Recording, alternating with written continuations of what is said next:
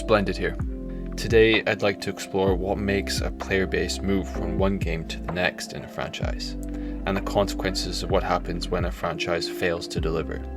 A while ago I made a post trying to explain the damaging and segregating effects of splitting a player base with the launch of a new title that doesn't hit all the marks it should.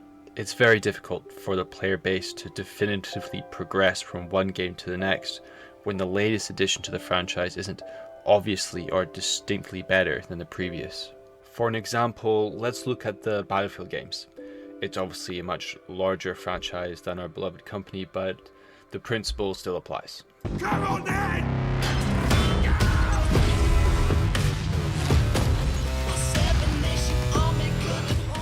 So here we have a massive online multiplayer game on about a 5-year cycle. And when that 5 years is up, they move on to the next bigger and better edition, the new edition of the franchise, and so the perpetuating cycle continues. However, what if people think that the next game isn't bigger or better, and maybe some people even think that the newest edition is absolute dog water? The player base becomes split over multiple editions of the franchise, spreading out over a decade of games that aren't making the developers money anymore.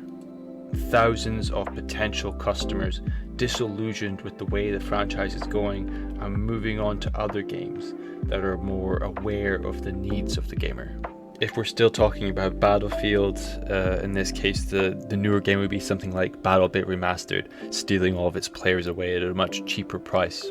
This can happen for a multitude of reasons. Perhaps the new games lack features of the previous, or the franchise decides to go in a new direction the player base doesn't like. Perhaps the game simply fails to capture the attention of the older player base, or lacks basic features the players have come to love and expect.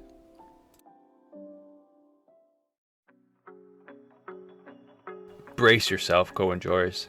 I know you hate seeing the player counts, but I have to show them in order to illustrate my next point. So here is the active population of Company of Heroes across all 3 games. As you can see, the percentage of the population playing COH3 is not great, to be kind. But why? Why have so few people stayed on COH3? I'm not going to sit here and pretend I know one is better than the other, because that's not true. It's all a matter of opinion, I get that. But here's something I do know, that COH3 isn't definitively better than its previous installments. But what do I mean by that? I mean, it's not a leap forward for the franchise. It honestly feels like they've been playing catch-up at this point. The whole roadmap for this year can be boiled down to, hold up, let me fix the game real quick. If you want to string up all the patch notes from the entire planned year since release, you'll find like 3-4 maps, and that's the extent of the content provided for this whole service so far. Crazy. And if you're an idiot like me, you might have paid a considerable sum for the limited or special edition of the game. And I'm happy they're still working on the game. I'm glad they're still working on the game. But the type of work that they're doing is more like damage control than it is content, if we're being honest with each other. It's like they're still trying to go for the release date they wanted, but it's going to be 12 months down the line. Hopefully next year we can see some actual content for the game, in the shape of battle groups and units, etc. I think we don't tell developers enough when they do something good, but when they miss the mark, we descend on them like vultures picking out a corpse. But there will be no miracle. A single red deer isn't enough to feed so many vultures. And maybe that's our bad. Maybe that's why things that they've done to almost perfection in previous games suddenly feel overlooked or underdeveloped in the newer editions. So I've decided to try and be really honest and really objective, and try and list the most important factors or categories that make a company game great, and try to figure out which team and which game nailed it in that category. COH1 wins this one hands down. Incredible work by the art team working on COH1. I bow to the commitment of your craft. Truly superb.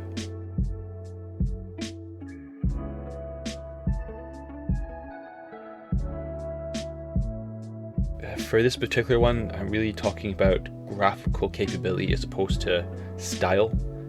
So I think this one has to go to COH3, seeing as it has technically the greatest graphical capabilities out of all three games. Style and tone. I think I have to give this one to COH1. They really hit the mark almost perfectly in the portrayal of the war and the soldiers who fought in it.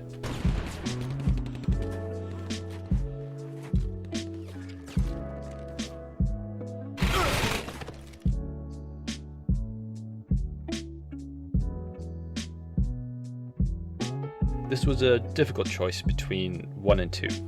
Both have some incredibly moving pieces that really capture the faction styles and moods.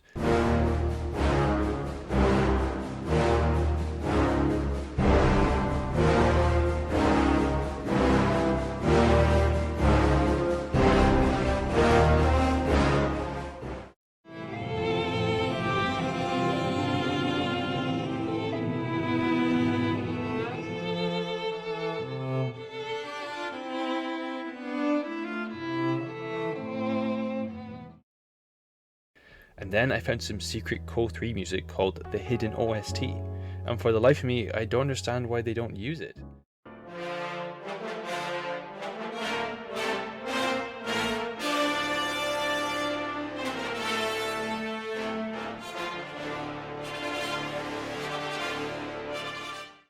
The main menu theme makes my ears bleed at this point. I'm not sure, I think I'm probably going to have to go with 2. Player pool. If the pool is too small, you can hit this rhythm of stomp or be stomped. Right now, COH2 has the biggest pool, so it sort of delivers a better experience in that regard.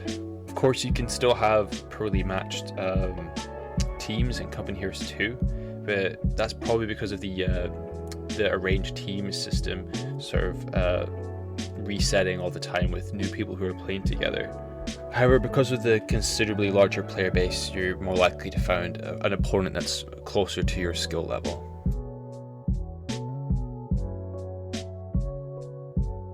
Pathing. After the last patch, COH3 has gone from being probably the worst defender in pathfinding to one of the best in the franchise, so this one goes to COH3. Unit variety. COH2 has the most in the franchise, to be expected considering its runtime bit. It just has, you know, the most commanders and the most units and the most variety. Even if it has this sort of inferior system as opposed to Battlegroups, it still has the most units and therefore the most variety. Commander and Battlegroup system. I was torn between COH1 and COH3 on this one, but I feel like it should probably go to 3 under the premise that there's going to be more content for 3, so there's going to be more commanders, whereas COH1 will always have the same ones. So right now they're tied, so you know, I think it's only fair it should go to 3. SFX. I think that it's kind of a tough one between COH2 and COH1. They both did a really, really good job on the sound design. I'm kind of more tempted to give it to 2, just for things like the ear-deafening sound when the Sturmtiger fires, you know, stuff like that. It's really cool.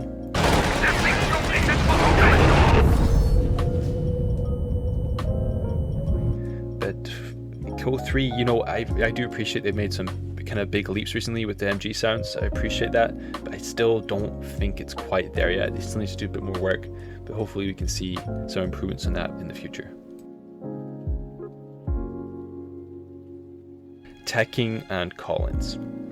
I have to give this one to COH2. The tech skipping in COH3 is just too strong. It's been a very dominating strategy in multiplayer. It's a little bit boring to fight against. I think in COH2, the longer it went on, they started to figure out that it was a lot easier to balance the game in a sort of a competitive manner when these callouts were locked behind the tech. And I think it took them a while to learn that, and now I feel like they've sort of unlearned it and we're having to relearn a lot of lessons all over again. So yeah, I gotta give this one to COH2.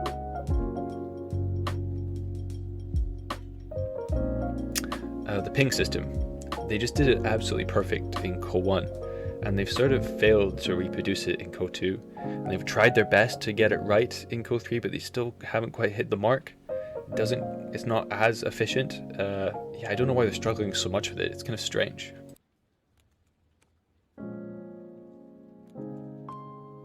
The campaign.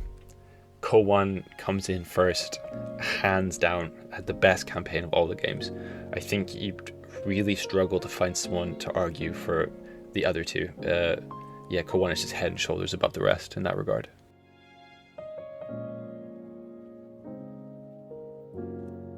Map variety. COH2 wins just via math. There's just so many maps to choose from and to veto and to play on. There's just more. There is just more. So hopefully COH3 will catch up one day and even the playing field a little bit, but not today.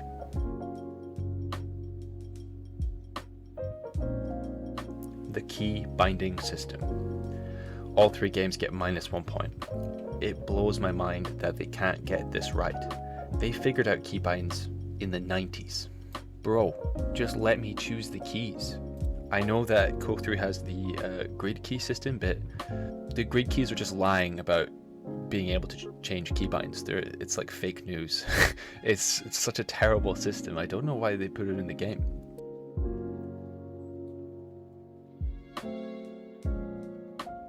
Explosions. It's a bit of a tie between COH1 and COH2. They just really knew how to make an artillery shell really pop back then. It's something they've been kind of struggling with recently.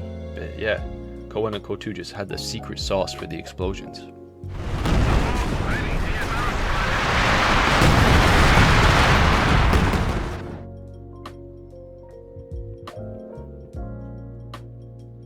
The in-game store.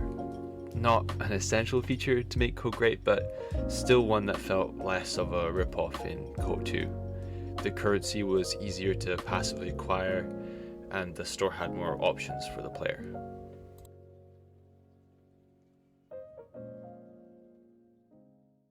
All this is just my opinion, of course, of a humble COH fan.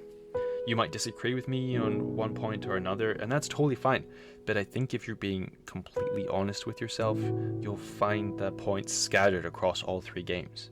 Because, well, that's kind of my point, is that one game isn't definitively better from the next, and that's what's making it so hard for the customer to move from one product to another when they feel like the newer products are maybe a little bit inferior in some ways. This feels particularly overwhelming when we've been waiting for this game for so long, and its price is a AAA product, but it doesn't really surpass the previous 10-year-old game. It should be beating it in outright in every facet. You know what I mean?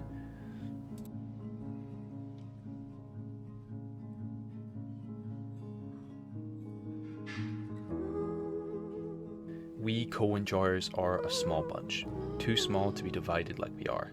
The battle lines have been drawn, and people are ready to defend their favorite COH game to the death. But it doesn't have to be like that. I think if we can just be a little more honest about our games and acknowledge their strengths and not just their weaknesses, we can set out to construct the best version of the game we've all come to love.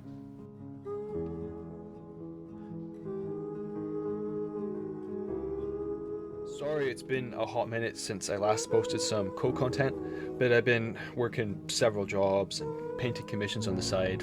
I'm going to be working in Croatia for a few weeks and then another country for a little bit longer, but when I get back, I'm going to make some proper COH content for you lovely folk at home. Well, it's always a pleasure and never a chore. Peace.